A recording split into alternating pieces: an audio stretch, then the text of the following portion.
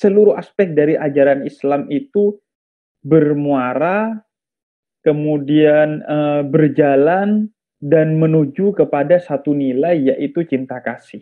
Bahkan lebih luas lagi, kita bisa berbicara bahwa meskipun cinta tidak punya agama, namun semua agama punya cinta. Sehingga kalau Islam cinta kita promosikan, kita kampanyekan, kita ajarkan, insya Allah yang namanya moderasi beragama itu akan berjalan dengan sendirinya, dan yang namanya nilai-nilai perdamaian dan persatuan antar agama itu insya Allah akan berjalan dengan sendirinya. Karena biasanya nilai perbedaan agama, antar agama, bahkan antar madhab, antar ormas Islam, antar pengajian, itu titik utama, titik sentralnya, atau bisa jadi satu-satunya, itu pada aspek hukum. Bukan pada aspek tasawuf, bukan pada aspek spiritualitas. Nah, aspek spiritualitas itu utamanya adalah cinta. Nah, kalau aspek hukum itu kan utamanya tentang benar salah, halal haram, hitam putih. Nah, karena di aspek cinta ini biasanya tidak ada perbedaan antar mazhab, bahkan mungkin secara umum antar agama, sehingga ketika kita berislam atau beragama dalam aspek cinta, insya Allah persatuan kita akan terwujud dengan baik. Gitu.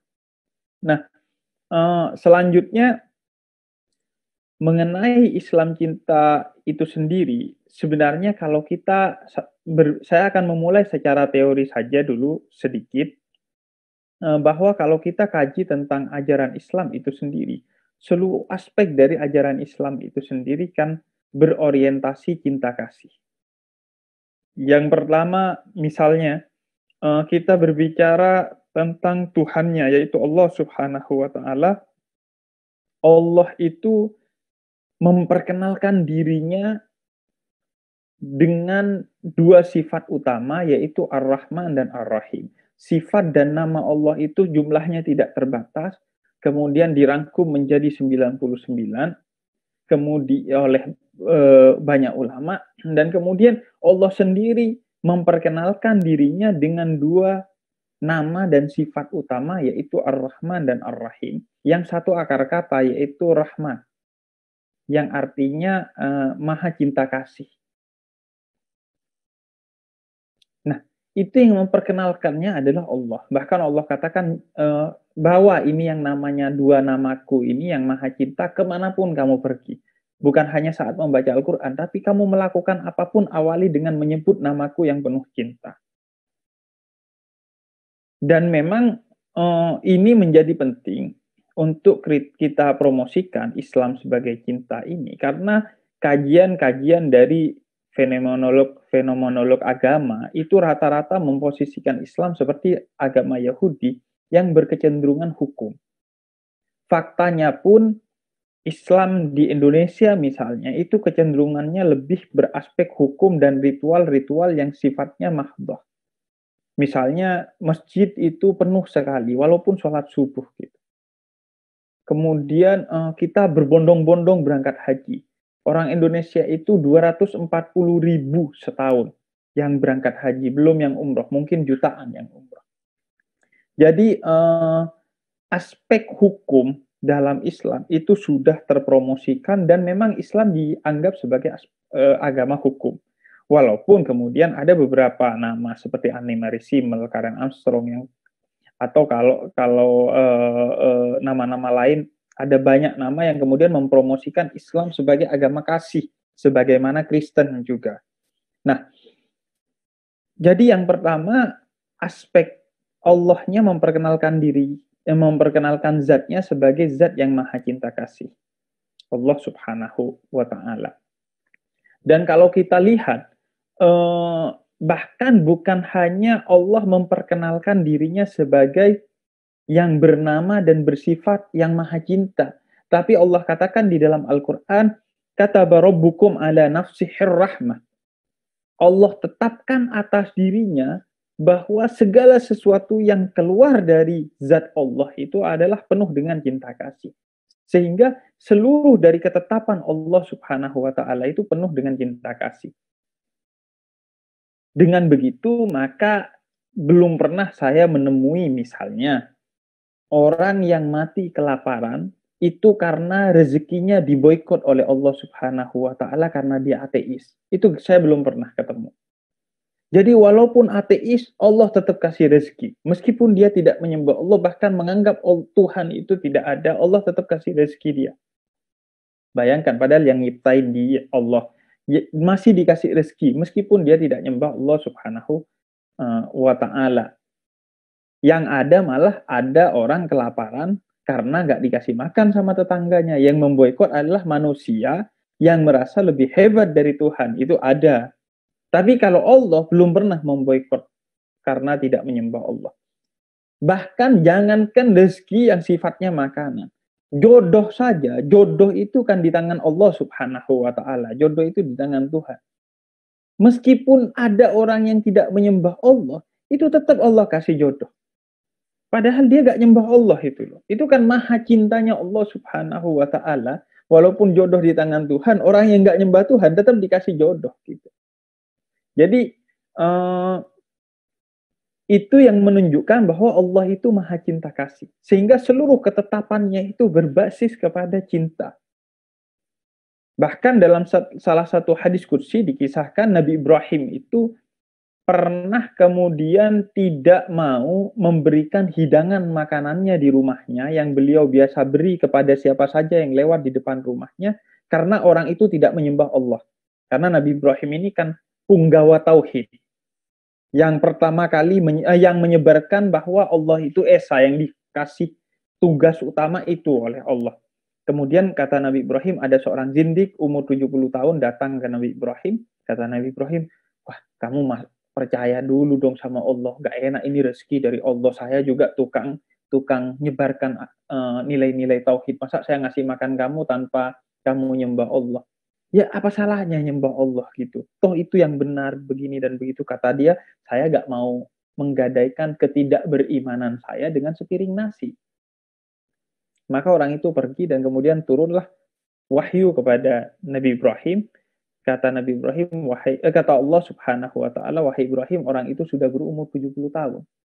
Dan kenapa dia bisa sampai 70 tahun meskipun dia ateis, zindik? Karena aku setiap hari kasih makan dia.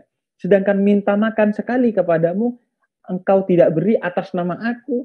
Maka kemudian Nabi Ibrahim lari mengejar orang itu untuk ngasih makan, dan sendalnya kalau nggak salah lupa waktu itu. Saking buru-burunya Nabi Ibrahim karena ditegur oleh Allah. Nah banyak orang yang seperti itu. Atas nama Allah, dia menghilangkan cinta dan mengedepankan kebencian. Padahal Allahnya maha cinta kasih. Bahkan juga saling cinta kasih, saling maha cinta, betapa maha cintanya Allah, sehingga dalam surat Az-Zumar ayat 53 misalnya,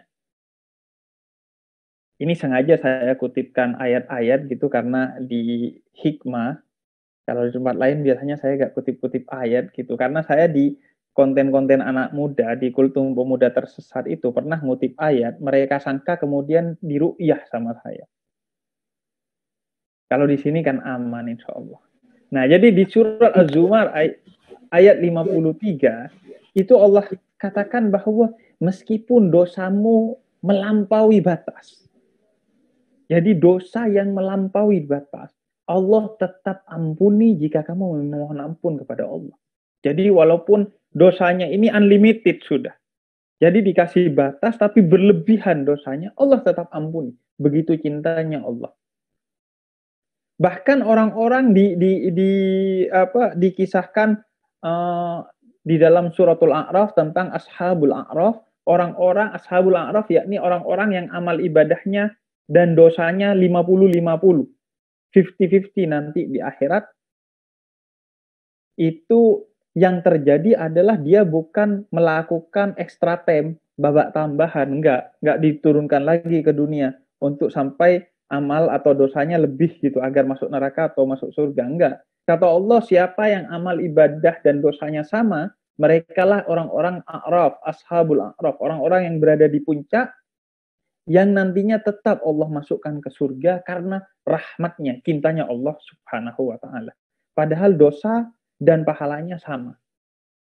Bahkan yang dosanya lebih besar, yang kemudian mereka masuk neraka nantinya setelah dicuci dari neraka dimasukkan oleh Allah ke surga. Sedangkan orang yang di surga gak akan pernah diturunkan ke neraka. Karena cintanya Allah subhanahu wa ta'ala kepada hamba-hambanya. Dan masuk neraka pun itu bukan karena Allah benci kepada kita. Tapi karena kita tidak layak masuk surga. Karena kalau kita dipaksakan masuk surga, resikonya dua.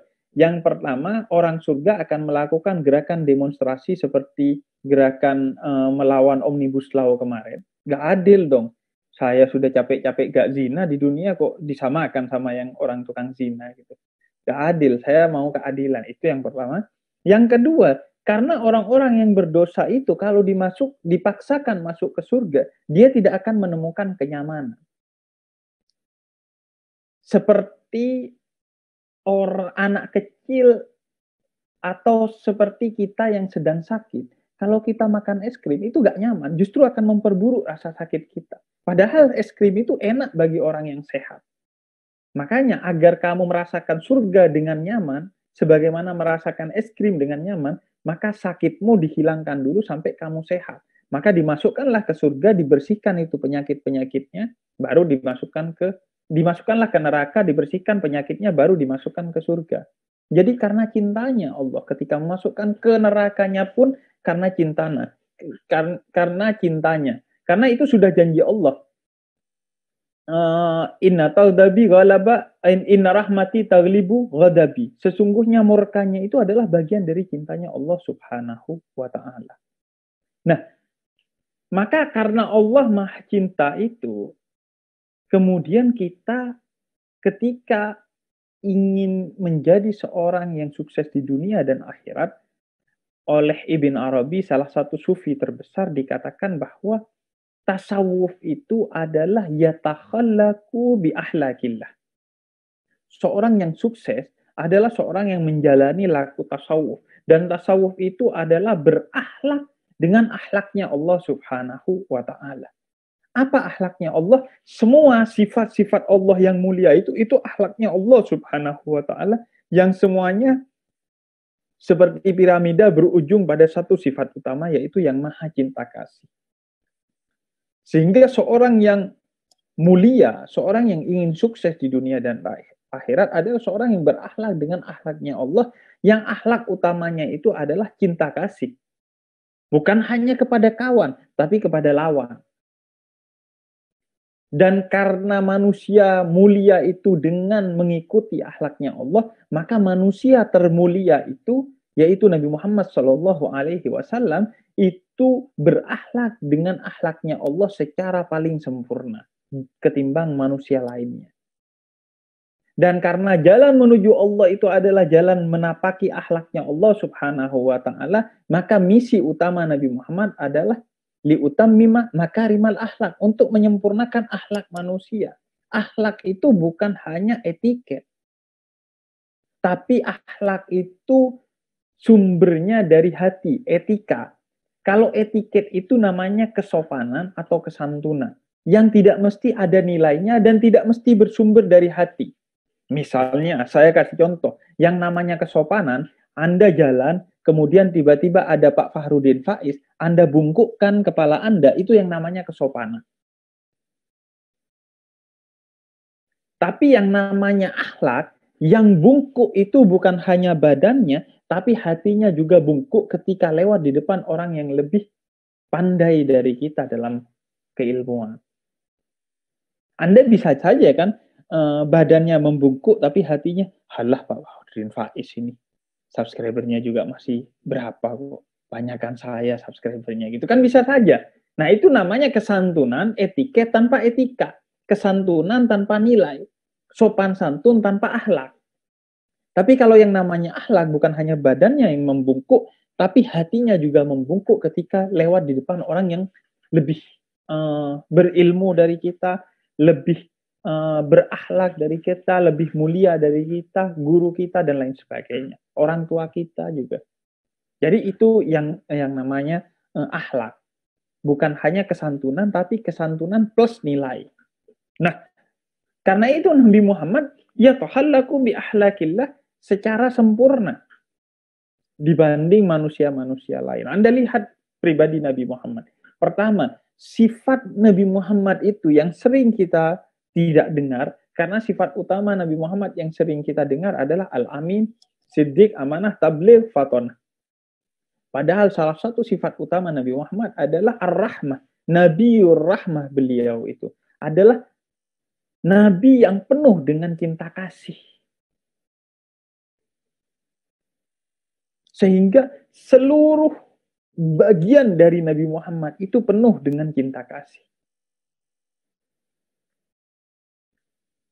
Lisannya, wa ma yantiqu anil hawa in huwa illa wahyun yuha. Lisannya tidak pernah keluar kecuali kata-kata yang penuh dengan cinta kasih didasarkan karena akhlaknya yang agung. Misalnya satu hari Nabi Muhammad pernah katakan, man ata'ani dakhalal jannah. Siapa yang ikut aku dia masuk surga.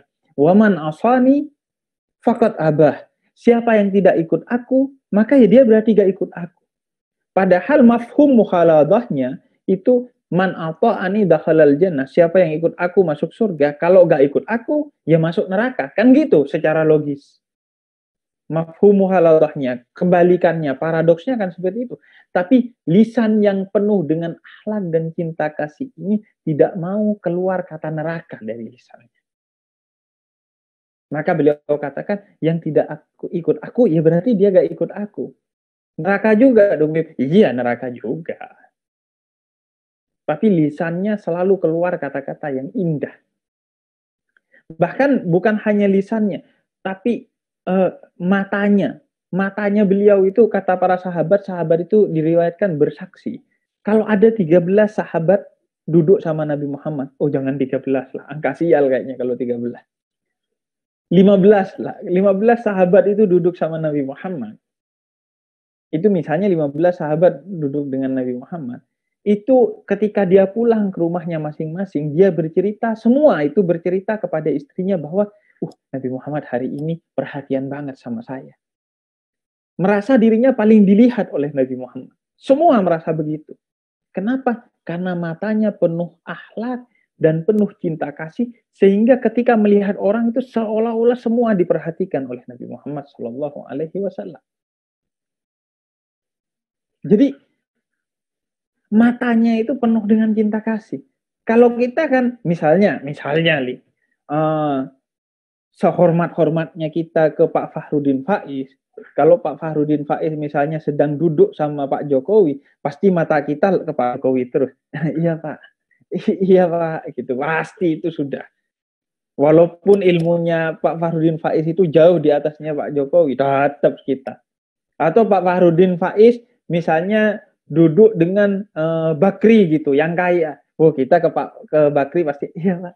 Ngelihatnya ke Bakri terus, sesekali ke Pak Fakhrudin, ke Bakri lagi. Itu manusia yang matanya tidak penuh dengan cinta kasih, yang tidak penuh dengan akhlak, akan melihat orang cenderung mengutamakan yang lebih kaya, yang lebih tampan, yang lebih cantik, yang lebih berkuasa, dan lain sebagainya. Tapi Nabi Muhammad enggak, semua orang dilihat sama. Bahkan bukan hanya lidah dan matanya, tapi mimik muka Nabi Muhammad SAW itu penuh dengan cinta kasih, sehingga suatu hari ketika beliau diberi oleh salah seorang nenek tua anggur yang sudah sebagian busuk karena hasil dari mungut di kebun yang sudah jatuh, anggur itu dipungut satu persatu karena ingin memberikan hadiah kepada Nabi Muhammad, saking cintanya dia kepada Nabi Muhammad. Maka kemudian ketika diberi, sebagian busuk rasanya gak enak. Akhirnya tapi Nabi Muhammad tetap tersenyum makan, sambil seolah-olah semua anggur itu gak ada yang busuk, manis. Dan setelah selesai diberikan mangkoknya ke nenek itu, dan nenek itu bahagia karena Nabi Muhammad senang dan menghabiskan semua pemberiannya. Kemudian kata sahabat yang ada di sekitarnya, tumben-tumbenan nih Nabi Muhammad gak bagi-bagi makanan. Biasanya Nabi Muhammad kalau makan pasti dibagi-bagi kepada sahabatnya. Kemudian kata Nabi Muhammad, tadi itu anggur rasanya asam. Karena sudah busuk sebagian. Saya gak membagikan kepada kalian. Kalau dibagikan kepada kalian, pasti kalian berubah raut wajahnya ketika makan yang asam-asam kan. Pasti wajah kita gak enak. Saya khawatir wajah itu dilihat oleh nenek tadi sehingga mengecewakan hatinya dia. Raut wajahnya diatur agar tidak mengecewakan hati orang lain. Karena kenapa? Karena puncak ibadah itu adalah memasukkan rasa bahagia ke hati orang lain. Dalam hadis qudsi, idkhalus surur fi qalbil ihwan. Memasukkan rasa bahagia ke hati orang lain itu adalah puncak ibadah. Bukan zikir, bukan sholat, bukan puasa. Jadi itu. Mohon maaf Habib. Iya. Waktu masih 5 menit Habib. Oke. Terima kasih Habib. Iya, jadi benar seperti prediksi saya. Jadi Anda harus download ini buku.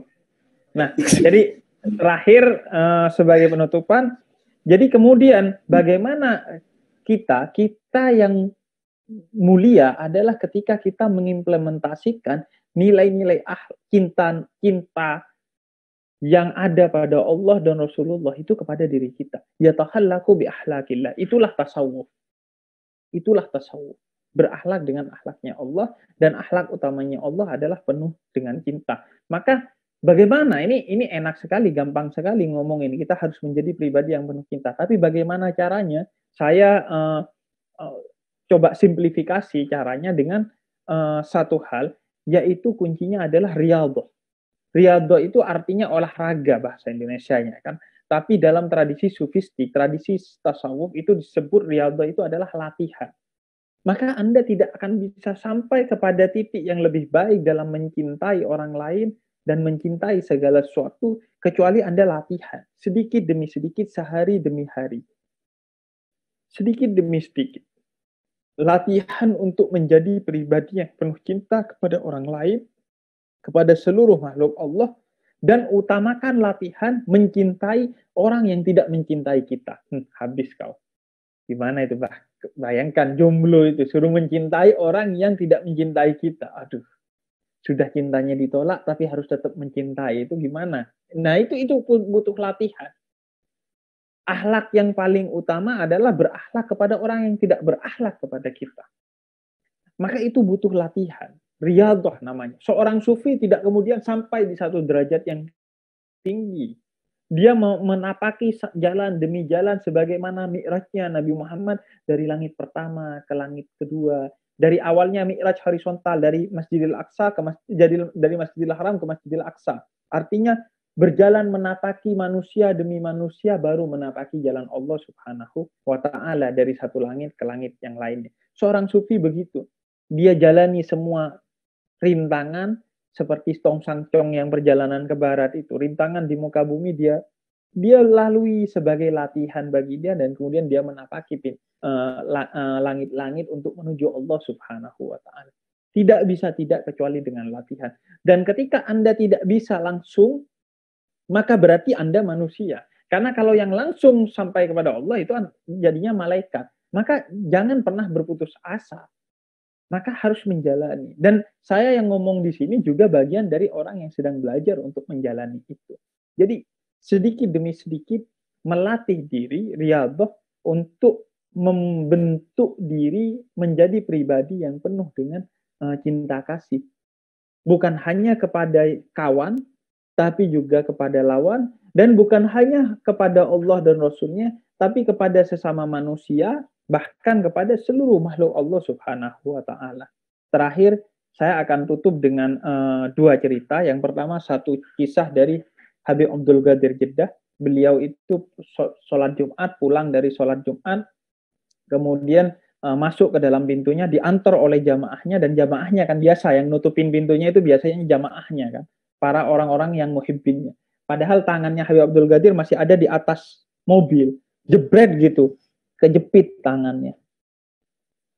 Kemudian terima kasih kata Habib Abdul Qadir. Kemudian jalan 100 meter, supir berhenti. Kenapa? Habib, tangan saya kejepit, saya mau buka pintu dulu. Dia buka pintunya dan tangannya lebam luka.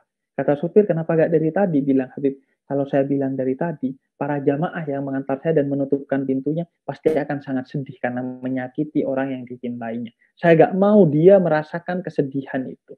Sehingga saya gak ngaku bahwa saya kejepit tangannya karena dia. Idkhalus surur fi qalbil ihwan. Memasukkan rasa bahagia ke hati orang lain, ibadah yang utama. Dan yang terakhir, Hasanul Basri, Kalau ini ke sesama manusia, ini kepada hewan. Hasanul Basri, salah seorang sufi terkemuka, Imam Hasan Al-Basri, suatu hari pernah melakukan perjalanan yang sangat jauh, mungkin kalau sekarang itu 1000 kilometer, dan pakai unta ya, tidak pakai mobil, tidak pakai pesawat, pakai unta melakukan perjalanan berhari-hari, dan ketika sampai, dia dapati di bajunya itu ada semut yang itu ngikut dari tempat dia berangkat tadi. Seketika sampai ada semut yang ada di pakaiannya, dan ternyata semut itu sudah berhari-hari ikut dia dari tempat yang sebelumnya. Akhirnya dia langsung kembali lagi ke tempat semula, berjalan lagi 1000 kilo naik onta, untuk apa? Untuk mengembalikan lagi semut itu ke habitatnya. Karena dia tidak mau semut itu terpisah dengan keluarganya. Dia tidak mau menyakiti semut itu sehingga dia terpisah dengan keluarganya dan kehilangan ekosistemnya. Sehingga semut itu menjadi susah hidupnya, dikembalikan lagi. Jadi itulah cinta, dan itu cinta yang sudah sampai pada titik-titik yang tinggi. Sedangkan kita mari menapaki sedikit demi sedikit sebagai bagian dari riyadhah, latihan kita sekecil apapun. Bagaimana caranya dan mulai dari mana? Antum a'lamu. Kalian masing-masing lebih tahu tentang diri kalian untuk melakukan latihan itu, mulai dari mana dan bagaimana caranya.